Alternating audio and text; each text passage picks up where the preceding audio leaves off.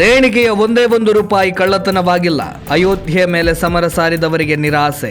ಅಯೋಧ್ಯೆಯ ಶ್ರೀರಾಮ ಮಂದಿರದ ಕಾನೂನು ವ್ಯಾಜ್ಯದಿಂದ ಹಿಡಿದು ದೇಣಿಗೆ ಸಂಗ್ರಹ, ನಿರ್ಮಾಣ, ಲೋಕಾರ್ಪಣೆ ಹೀಗೆ ಎಲ್ಲ ಆಯಾಮಗಳಲ್ಲೂ ತೀವ್ರ ವಿರೋಧ ವ್ಯಕ್ತಪಡಿಸಿದ್ದವರು ರಾಮ ಮಂದಿರ ಟ್ರಸ್ಟ್ನ ನೌಕರರು ಎಸಗಿದ ಪ್ರಮಾದವನ್ನ ಹಿಡಿದುಕೊಂಡು ರಾಮ ಮಂದಿರ, ಶ್ರೀರಾಮ ಜನ್ಮಭೂಮಿ ತೀರ್ಥಕ್ಷೇತ್ರ ಟ್ರಸ್ಟ್, ಬಿಜೆಪಿ ಸರ್ಕಾರದ ಮೇಲೆ ಮುಗಿಬಿದ್ದವರಿಗೆ ಈಗ ನಿರಾಸೆಯಾಗಿದೆ. ಅಯೋಧ್ಯೆಯ ಶ್ರೀರಾಮ ಜನ್ಮಭೂಮಿ ತೀರ್ಥಕ್ಷೇತ್ರ ಟ್ರಸ್ಟ್ನಲ್ಲಿ ಬೃಹತ್ ಮಟ್ಟದ ಆರ್ಥಿಕ ಅಕ್ರಮ ಅಥವಾ ದೇಣಿಗೆ ಹಗರಣ ನಡೆದಿದೆ ಅನ್ನುವಂತಹ ಆರೋಪಗಳು ಸಂಪೂರ್ಣವಾಗಿ ಆಧಾರ ರಹಿತ ಅಂತ ಸಾಬೀತಾಗಿದೆ. ಭಕ್ತರು ನೀಡಿದ 3,300 ಕೋಟಿ ರೂಪಾಯಿ ದೇಣಿಗೆ ಹಣದ ಪ್ರತಿ ಪೈಸೆಯೂ ಸುರಕ್ಷಿತವಾಗಿದ್ದು ಸಂಪೂರ್ಣವಾಗಿ ಲೆಕ್ಕ ಪರಿಶೋಧನೆಗೆ ಒಳಪಟ್ಟಿದೆ ಎಂದು ತಿಳಿಸಲಾಗಿದೆ. ಹುಂಡಿಯ ನಗದು ಎಣಿಕೆ ಮಾಡುವ ಸಂದರ್ಭದಲ್ಲಿ ನೌಕರರು ಕಳ್ಳತನ ಮಾಡಿದ್ದಾರೆಯೇ ಹೊರತು ಭಕ್ತರ ದೇಣಿಗೆಯ ಹಣದಲ್ಲಿ ಒಂದಿಂಚು ವ್ಯತ್ಯಾಸವಾಗಿಲ್ಲ ಅನ್ನೋದು ಈಗ ಸ್ಪಷ್ಟವಾಗಿದೆ.